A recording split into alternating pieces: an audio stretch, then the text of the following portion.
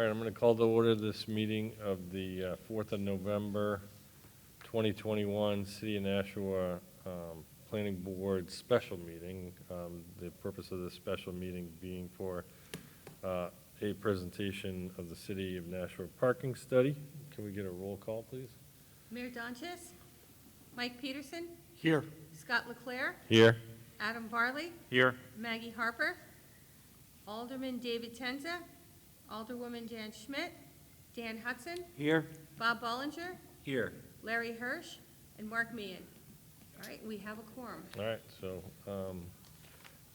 first up on the agenda for this special meeting is a presentation of the parking study. So, go ahead. Good evening. My name is Andy Hill. I'm the Director of Consulting Services for Desmond Design Management. We are a professional parking consulting firm. There are about 100 of us spread across 8 offices nationwide. And just as a point of clarification, Chair, what we wanted to have this evening was a conversation with members of the board. We do not have a presentation prepared at this point in time. We've just started our study work here in Nashua. I know that our time is short, so I will try and keep my remarks brief. We are on a 6-month course of study here in Nashua, taking a look at all aspects of parking and mobility, including supply and demand. We're wrapping up that phase of work right now. We have a little bit more field work to do later this month, and we'll have concluded that phase. We've also been going through a series of public engagements to start getting feedback from the general public. Part of that included a forum that we had here in this room on the 20th. And we have an ongoing online survey that's out and available through the city's website right now. We're collecting a lot of great information. When I checked earlier this afternoon, we had 812 responses. We're trying to get about 1,000 in, which would give us about a 10% share relative to total population, so statistically significant share. That instrument is really focused on providing feedback to us about what the general public feels is working and is not working with the parking system right now, what their hopes, dreams, aspirations, and complaints are regarding it. All of that will help us focus our time and attention better as we start moving into deeper analysis phase, which is going to include a soup to nuts evaluation of policies, procedures, where parking is concerned, how it's managed in the city right now. Part of that is going to be an evaluation of the parking requirements per zoning, which I'm sure is something that's germane to this board. And we will also be doing a projection of future need based on emerging developments that are being identified for us by economic development. And that will inform our projections for future need. That will help drive the process of coming up with a series of potential solutions and recommendations, which we will be vetting in front of the general public in January and receiving feedback on that. That feedback will help us refine that list down to a final list that is politically, fiscally, and hopefully environmentally sustainable as well. And that will form the basis for the final implementation plan that will be taken in front of the Board of Aldermen in late February. So, Okay. With that said, I know broad scope here. I wanted to open it up to members of this board to hear your thoughts, concerns, wishes, things you'd like us to focus and drill down on closer, and answer any questions that you might have regarding this process. Okay, sure. So I'll open up to the board right now. And any initial questions? So off the top of my head, I mean, a couple of things I guess that come up a lot with us are overnight parking concerns and issues is related to development, particularly in the downtown districts, you know, and so that tends to come up. I assume you're looking into the distribution of overnight and non-overnight and how that's aligned in various districts throughout the city, or? We actually spent quite a bit of Yeah. time doing that earlier this year under separate scope of services here. Okay. And we had developed some initial recommendations along those lines, which has been placed in front of the Board of Aldermen. Okay. This topic came up for discussion again recently at an infrastructure and economic development committee meeting here. And I know that the Director of Economic Development is working with the Board of Aldermen to put together a series of working sessions where we can take those initial recommendations and hammer those into some legislation that can then move forward. Okay, great. The other couple of things that come up is certainly how the parking in the public garages are utilized in terms of portions of it being leased out, versus what's available to the public, and sort of the timing of those when we get development or potential applications, I should say, in and around the downtown districts that are next to the garages or somewhat in proximity to them. There tends to be a lot of discussion about, how those garages are used. And I'm not sure there's also a good understanding by the board on, is there capacity there? Is it underutilized, overutilized, things like that? So is that part of the study, or? It is part of the study. I can tell you from some of the observations we've done already that there is capacity in those garages. It may not necessarily be leased capacity, but there is some capacity in those garages as it stands currently here. Certainly there is capacity in those facilities to accommodate overnight parkers in the downtown area.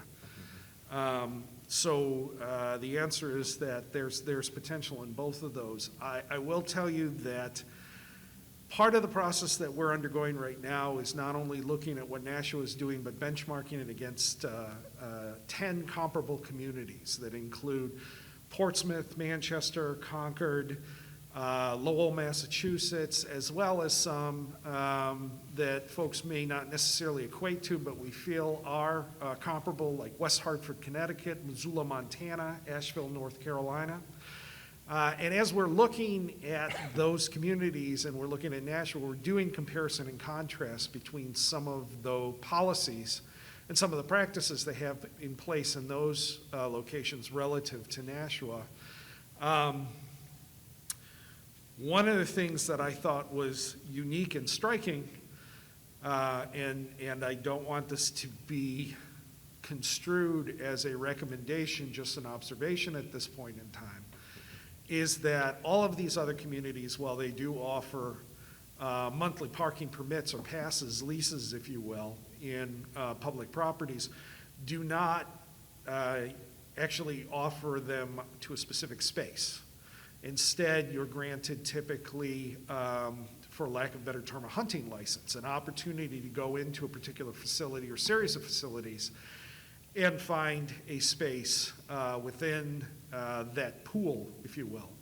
And that's slightly different from what you're seeing in Nashua right now. And I think that practice may have given rise to some of the questions that have come before this board when it is not possible for folks to secure a lease at this point in time because you are dedicating a space.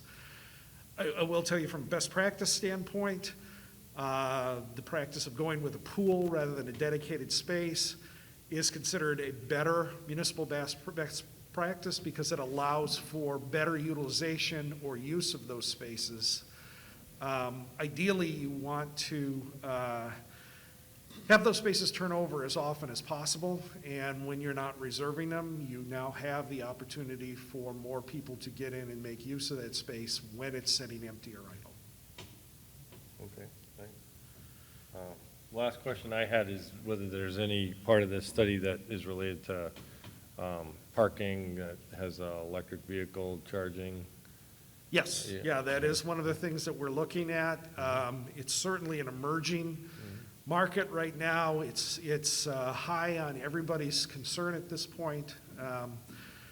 I just finished doing a presentation before a trade group in New York, the New York State Parking and Transportation Association. I'll share with you a fun fact that I shared with that organization.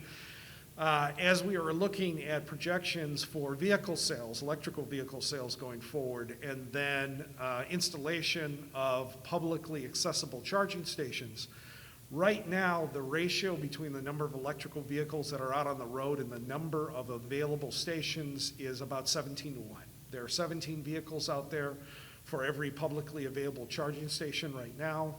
The projection is by 2030, that imbalance, if it keeps going the way it is right now, is going to be 28 to 1. So, part of our recommendations will be not only where to start looking at expanding these networks, but also at what kind of pace these need to be expanded as well to keep up with what we see as a growing market and demand for those moving forward. Okay, thanks. Others from the board? Mr. Peterson? Two topics related to downtown parking that came to mind as you were speaking. On School Street, there's now a parking lot there, and they're going to put housing on top of it. And I'm wondering, how will that affect the ability to park downtown, both for the tenants who live there and for the people who no longer are going to park on that lot, and where they're going to go? And then a separate topic related to downtown parking is, in the tree streets, it's congested, there's cars everywhere, and in the winter, when it snows, there's no on-street parking allowed, and the public lots have to be plowed, so they're not allowed to park there either. And is there a plan to alleviate snow time parking for the folks who live in the crowded parts of downtown? So to the school streets question, and I have not received specifics on this yet, but I have been told by the Director of Economic Development that there is an agreement in place with that developer to replace the lost capacity that's going away when that lot is removed. So while folks will be temporarily displaced during the course of construction, once that project is complete, they should be able to find that capacity again in that new structure. With regards to management during snow emergencies, that is part of our scope of work, is to take a look at that particular question and how that's being handled.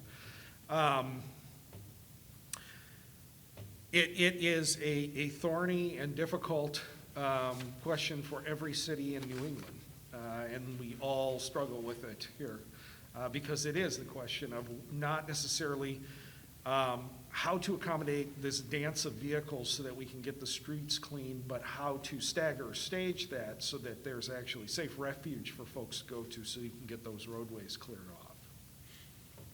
Thank you. Mr. Varley? Listen, one question, I guess two questions really. First is what is the bounds when we talk about the downtown for something? Just curious as to sort of what the actual measurement area is. We are looking at an area of 108 blocks. It extends north of the river up to Locke Street, going out toward the upper end of the BAE lot on French Hill, and then going straight across all the way to the Lofts 34 complex there, a little bit north of that, and then it descends south through the Mill Yard complex. We incorporate all of the tree streets. Going down Pine Street, I believe, is the farthest western border, and then south to encompass all of the streets surrounding the medical area, and then back out all the way to, I believe, the Nashua River before it ties back up to the mill complex that houses the BAE. So just then, I guess related to that question, and I don't think any of the parking in the mills is public. I think it's all private parking, but just sort of relationally, I mean, how far away would you be considering parking for it to be sort of accessible to, the Main Street corridor? How far away would we be considering parking to service a Main Street?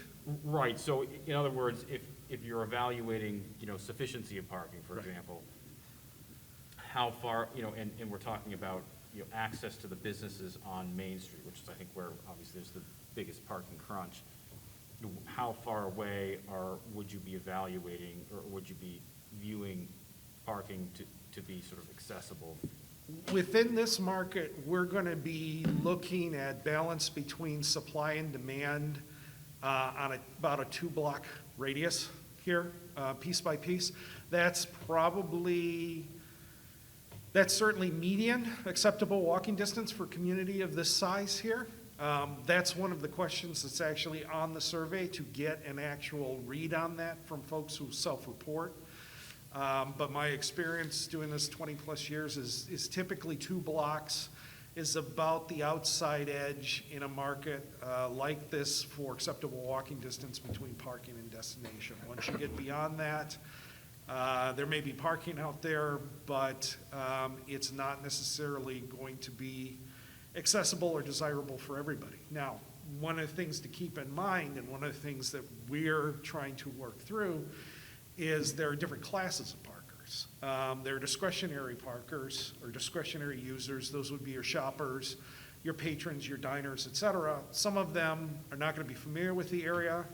These are the folks that you typically want to try and put curbside or as close to their destination as possible, because everybody has a smartphone in their pockets these days. They find out where they want to go, and then they drive to that, and then they start looking for available parking. If they're not familiar with the area, the closer you can put them, the better that experience is going to be, the more likely they are to return and share that good experience with other people. Then you have mandatory users. These are residents, employees, students. These folks are going to be more familiar with the downtown. They can probably walk a greater distance with less discomfort than a discretionary user would be. Ideally, you'd want to put them at the front door as well, but if you've got to make the decision on who gets the absolute front door space and who can go a little bit further, usually you try and accommodate the discretionary user first and then the mandatory user later on. Okay. And the other question I had is whether the study considers the method of payment for parking, and I ask that because, at least in my experience, it doesn't seem to be uniform, where you've got, I think there are still some meters that are actually like coin-operated meters. Yep. And then you've got like the pay stations, and then you've got some that either, I think, require or allow use of an app to pay. Personally, I'm not a huge, I like the pay stations, but I'm just curious, is that something you evaluate? Is that something you look into as part of the study? It's certainly something we look at, especially from a best practice standpoint. What we found is the more avenues you provide for someone to make payment, the higher the level of customer service, because some folks will come downtown with a bunch of quarters in their ashtray, and they're used to paying that way. Other folks would prefer to go with a debit or a credit card at some sort of pay station or an individual single head meter, and other folks who are real tech savvy love the apps. The communities that really do parking right, for lack of a better term, try and offer all of those so that you're hitting every demographic here, and you're making it as easy as possible. Interestingly, the easier you make it to pay, the fewer tickets you have to write, and the happier people are with your community, because they feel that they're not being censored. Makes sense. Other questions? Mr. Bollinger? Thank you, Mr. Chair. Thank you for your conversation this evening. Absolutely. Just a general question, with any data collection or empirical observations that you're presently making, is there any sort of, I guess, for lack of a better term, a COVID adjustment? We're seeing traffic volumes haven't quite, yet returned to pre-pandemic levels. Some folks may permanently be working remotely to a certain extent. I didn't know if there was any sort of adjustment factor that you had developed from other similar studies. Obviously, it's a unique time, but to sort of account for the fact that demand may not be as high as it was a year and a half ago, and we may not get back to that level of demand. I just didn't know if you had any general thoughts on that. There are no general adjustments or industry-wide adjustments, if you will. What we've been doing in other locations and what we'll be doing here is looking at proxy information to benchmark what we're seeing under current conditions relative to historical conditions. We're lucky enough to be partnering with Jill Stansfield and the folks from the parking department who are great data aggregators. They have a lot of great information on utilization, on payments. Both of those are great proxies so that we can take a look at what we've seen in the field and then take a look historically at what's been reported in the same area or the same facility here pre-COVID, and from there be able to gauge what's the difference between those two operating levels at this point in time. That's helpful. Thank you. Thank you, Mr. Chair. Other questions by the board? Okay, just maybe the timeline on the study, if you could give us the timeline on your assessment and Yes. results and recommendations. Maybe you mentioned it at the beginning, but I missed it. That's quite all right. Yeah. There are multiple phases to it. We are wrapping up the initial data collection and existing conditions phase here. We're into the operational assessment phase where we're really looking at operations, policies, et cetera. We are going to be wrapping that up hopefully by the end of this month. And from there, we'll rapidly go into a future demand assessment and projections where we incorporate the impacts from planned developments coming down the pipe, and then develop those different options for consideration or initiatives for consideration.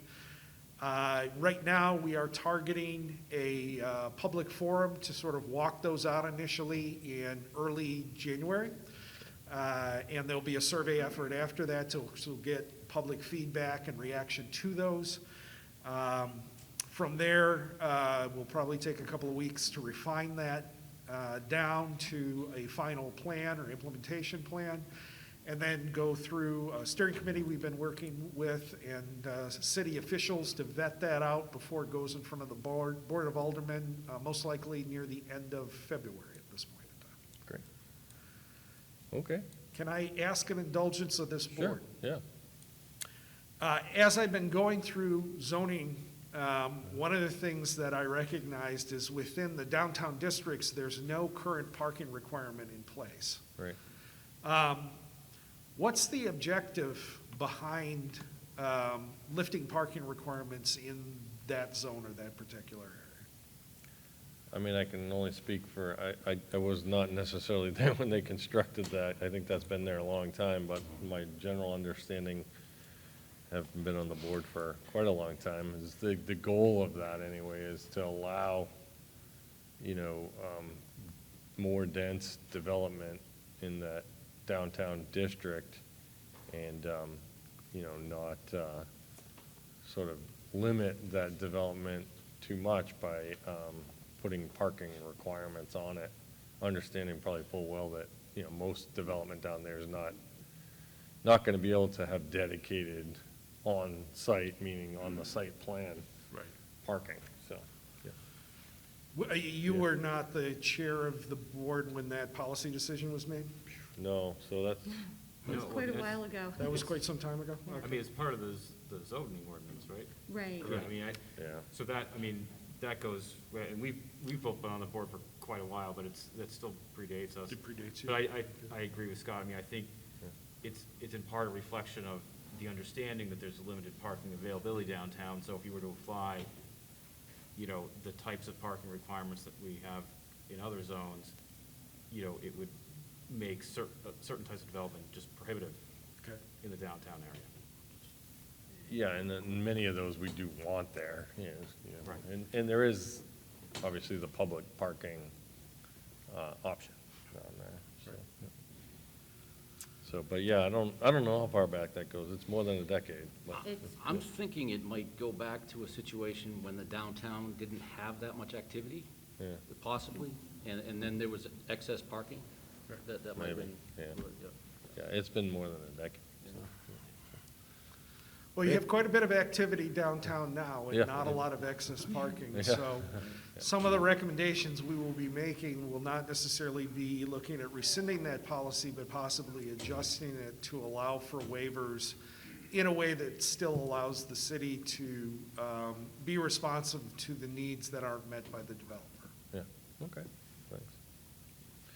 All right, well, we appreciate your time and, great information and look forward to, seeing more come out of it and be very interested in it, so, Great. Thank you, folks. thanks. Thank you. Okay. Good night. All right, so from the board, that kind of concludes the agenda for this initial meeting here. We don't really have a public comment listed on this particular No. item, so. There's no So vote I guess we needed. probably just have to adjourn this, what I call the special meeting. Does anybody want to make that motion? Mr. Motion to Barley? adjourn. Okay, so we have a motion to adjourn the special meeting for the parking study discussion. Let's just take a vote on that. All those in favor? Aye. Opposed? None? So that meeting is adjourned at 6:58 is what I have.